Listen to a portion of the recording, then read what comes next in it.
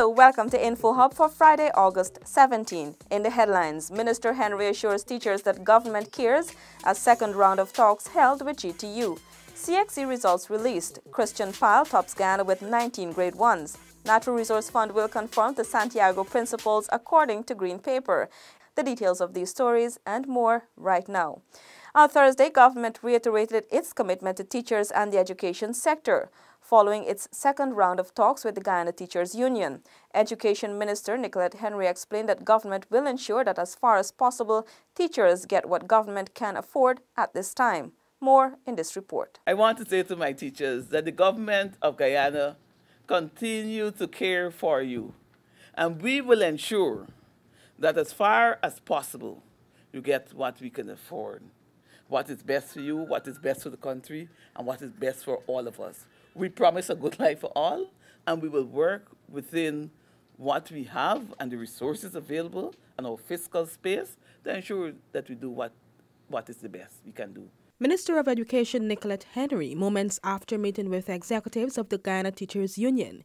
She said the ministry's initial proposals to the union remain the same, as this is what the government can afford at this time. She reminded that government has always been committed to teachers and the education sector.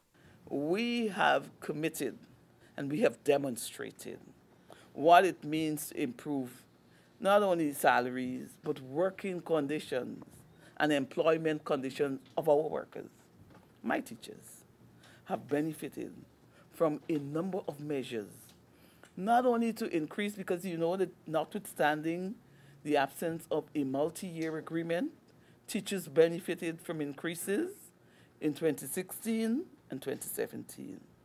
That being said, there were several measures taken to ensure that the working conditions of teachers would have been improved. According to Minister Henry, most of the non-financial issues were settled at the meeting.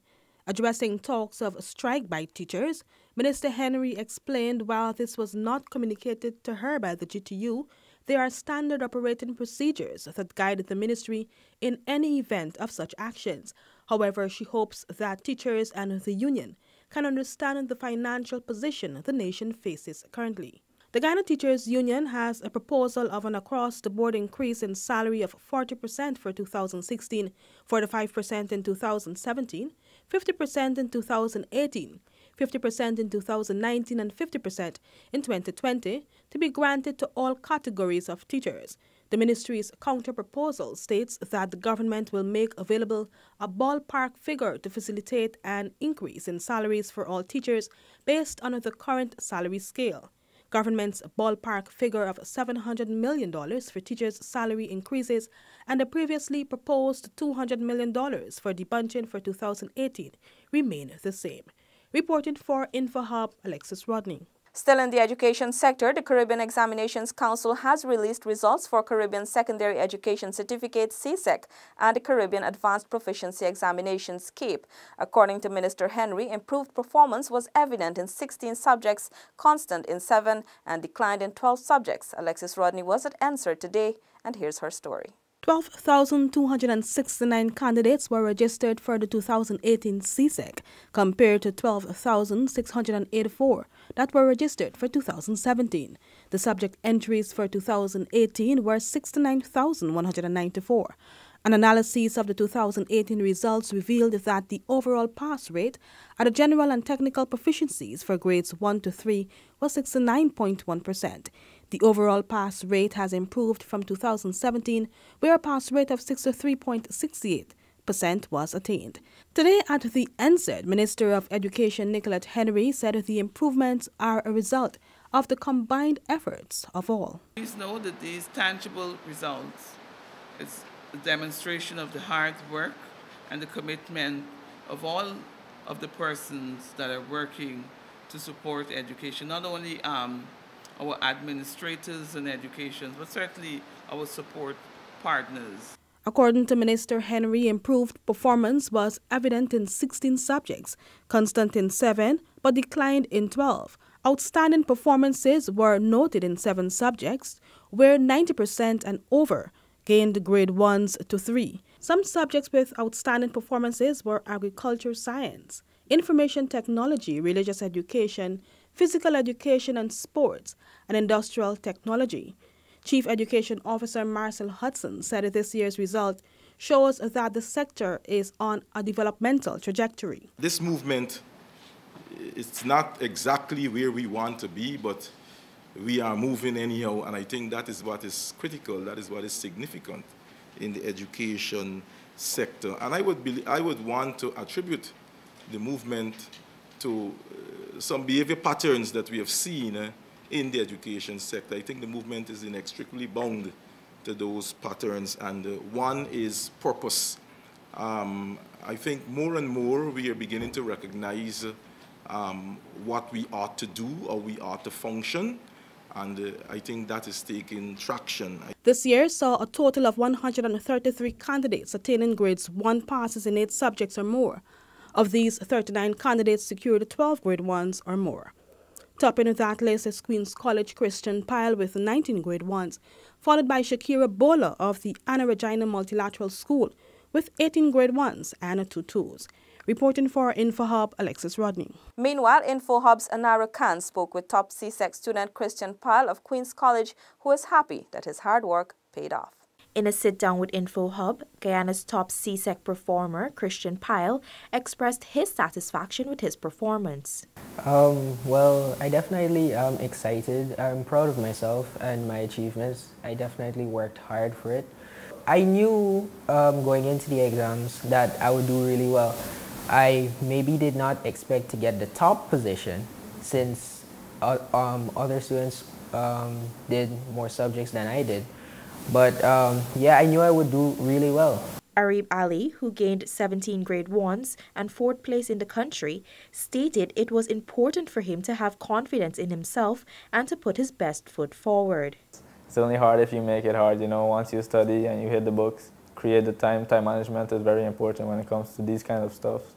Then it can be easy. Securing a place among the Caribbean Advanced Proficiency Examination with 6 grade 1s was Jivan Dalip. He was happy with his results, noting that he made ample use of his free time. I made sure that most of my weekends I put in a lot of work, because during the weekdays when you have school you end up being very tired. So you study a bit in the night, but not that as much as you would get to put in at the weekend. All 3 top performers stated that while hard work is the key to success, there should be a balance with school and recreation. Parents of the young men expressed their pride at their children's achievements. Well, I tell you, we are very, very happy and tremendously so. Grateful that he was indeed able to do 100% of what he set out to do, and even more so that he became the top student for this year's CXC. I feel great. I'm very proud of his achievement. Also, my daughter, she did the A-levels, and she did well. I think probably in the top, and I'm really, really proud of both of them. For InfoHub, Anara Khan. Mommy, you can't smoke in the room. You can get the baby sick. She can't get sick. I lock up in this room. She's over there. Mommy, you never heard about third-hand smoking? That is when the smoke gets into the fabric, like the chair and upholstery, and it still affects people that comes in the room. First it was second-hand smoke, now it's third-hand smoke. Mommy, you know I love you, and I want to see you quit. I don't want baby to have developmental problems like asthma and lung disease. Let's all work together to prevent cigarette smoking-related illnesses. The government's Green Paper says the Natural Resource Fund will conform to the Santiago Principles, which consists of 24 generally accepted guidelines which govern such facilities. Here is Stacey Carmichael with the details. The Santiago Principles are principles and practices voluntarily endorsed by the members of the International Forum of Sovereign Wealth Funds.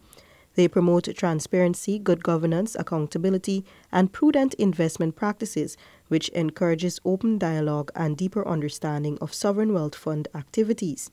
The management of the Natural Resource Fund, NRF, will be guided by these. This is specified in the government's Green Paper, Managing Future Petroleum Revenues, and establishment of a fiscal rule and a sovereign wealth fund. The Santiago Principles were welcomed by the International Monetary Fund's International Monetary Financial Committee in 2008. Among the objectives are compliance with applicable regulatory and disclosure requirements in countries in which sovereign wealth funds invest. These ensure that the funds have a transparent and good governance structure that provides adequate operational controls, risk management, and accountability. The government has committed to ensuring that our NRF is fully aligned with these internationally acceptable standards as the preparation begins for petroleum production come 2020. To ensure this, the Natural Resource Fund Act would provide a detailed and sound legal framework for the operation of the NRF. According to the Green Paper, the Act will make clear that the NRF would have no legal personality and would effectively be a pool of investments held by the Bank of Guyana. The responsibilities of the National Assembly, the Ministry of Finance, the Bank of Guyana, the Macroeconomic Committee and the Sovereign Investment Committee will be clearly outlined in the Act. Implementation of the aforementioned will ensure that the Natural Resource Fund, NRF, fully complies with Principle 1. The Green Paper details fully the mechanisms that will be put in place to guarantee compliance with all 24 Santiago principles. For InfoHub, Stacey Carmichael. Being a makeup artist can be fun and exciting, but being a makeup artist and maintaining an 8-hour-plus job can be quite challenging. On this week's Small Business Focus, we shift our attention to a makeup artist who uses the medium of cosmetology as her canvas. Crystal Stull, our InfoHub business correspondent, brings us that report. A makeup artist does everything to make a person look completely flawless. It is a crucial part of the entertainment industry, as it helps breathe life into characters by making them more captivating. This is the role of Mosa Henry, who is InfoHub's producer and makeup artist. I'm the person who's behind Natasha Smith. I do the makeup, the wardrobe, and the hairstyle every single day. It makes me feel really proud of myself from where I came from to now, and I'm grateful for the opportunity. And I get to do everything that I love every single day. Natasha's makeup every day is for television, so I try to do a lot of simple looks. Simple, nude, but yet effective looks. I tend to do natural because it's TV and there's a different lighting that you need to get when you're doing the makeup. You don't want to do bold and dramatic. It doesn't work.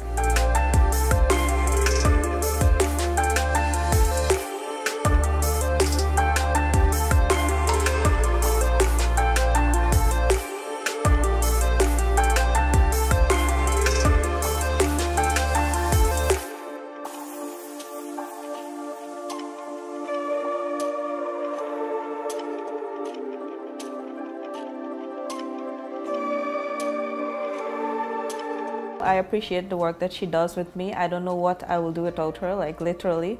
Basically because of two reasons. I'm not a beautician nor am I a fashionista. So the look that you see on TV is basically the look that she gives me every day.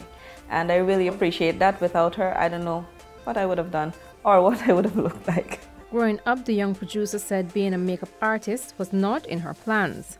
Now, having been in the field over 5 years, Henry also operates her own business, Sunkissed Artistry. Sunkissed Artistry specializes in makeup services for all occasions.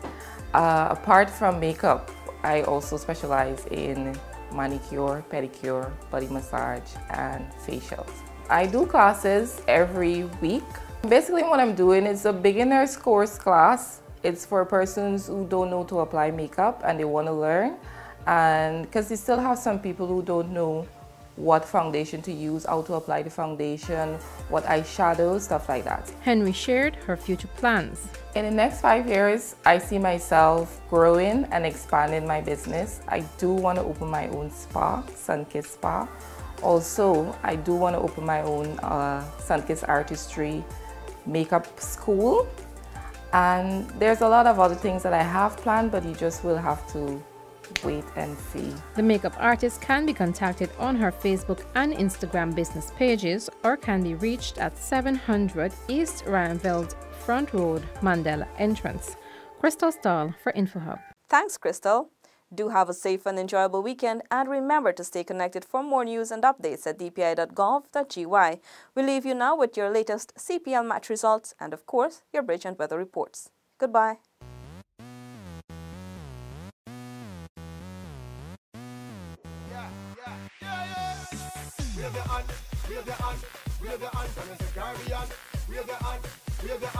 Wave your hand from your number one. I'm ready for the competition. You not take intimidation. Ready, woman.